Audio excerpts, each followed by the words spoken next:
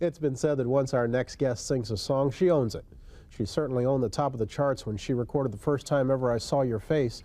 3 years after it was released, it raced to #1 after being included in the Clint Eastwood thriller, Play Misty for Me.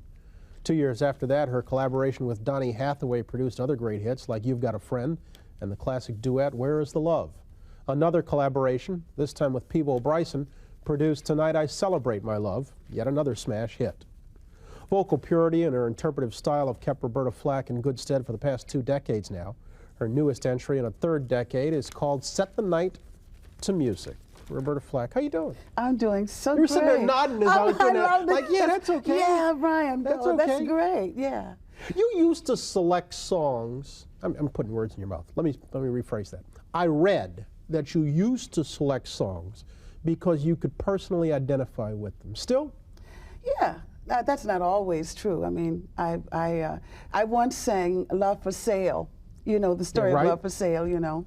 Obviously, the text suggests a woman on the street or somebody on the street selling love.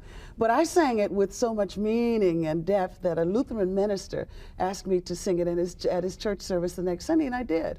So, I mean, it's, you know, the personal experience is sometimes in my mind, it's not always actual, you know, or something that I can say on this date, this happened to me, you know. Yeah. That's not possible. I mean, I don't think anybody has ever lived all of those songs. Billie Holiday, nobody lives all of the stuff that we do. Well, plus which, you're one of those people who get sent a lot of songs, right? Yes, I mean, and that's why? fortunate because I don't write myself.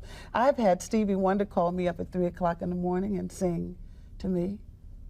And it's wonderful. I mean, how does Stevie sound at 3 in the morning? Oh, it's great. It's great. It's great. He sounds good anytime. Do you call people at night and sing to them? No. Oh, no. Okay. I'm the. I thought this was payback. Or No. But I mean, you know, Stevie, of course, operates on a completely different time clock. So everybody that knows him and has worked with him knows that he might call or he might come by and.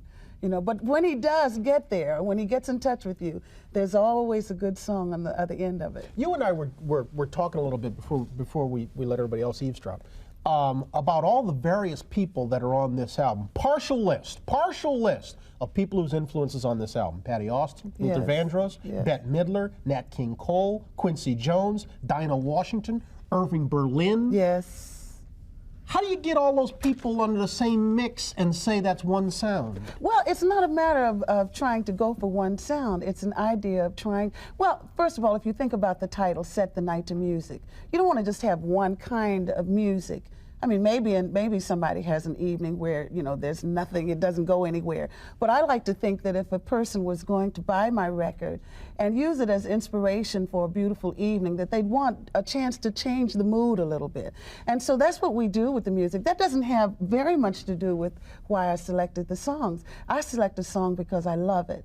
I love I'll Be Loving You Always. My mom and dad used to sing that to each other. You know, and it was a waltz. When I did it this time, it was a blues, because I mean that's kind of like where I took it at that moment.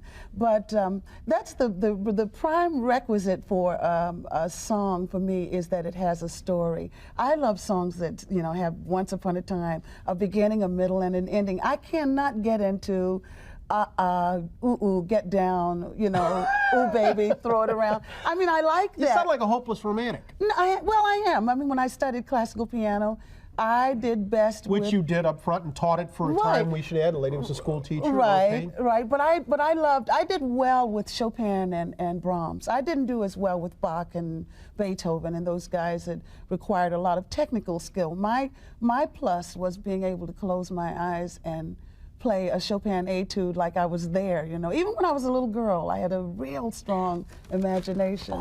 Who is your competition these days? Gosh, you want to start with A and go to Z? No. I mean, because, who the competition is in terms of my career would have to be the younger singers.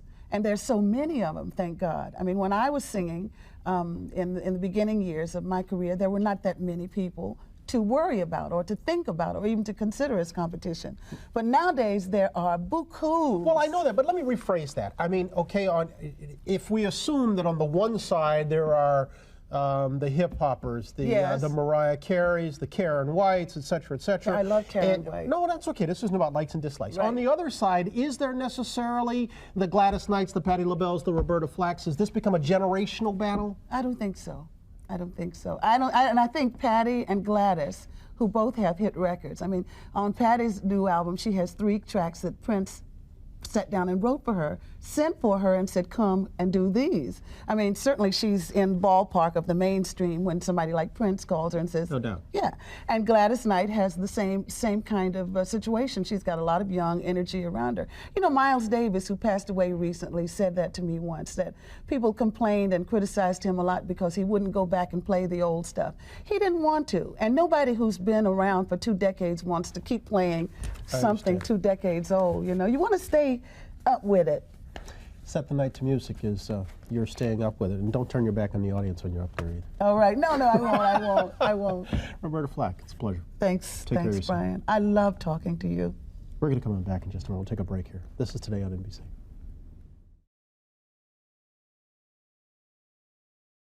Hey, thanks for watching. And don't forget, you can catch the Today Show every morning on NBC or take Today when you're on the go. Just follow the Today podcast on Apple Podcasts, Spotify, or wherever you listen.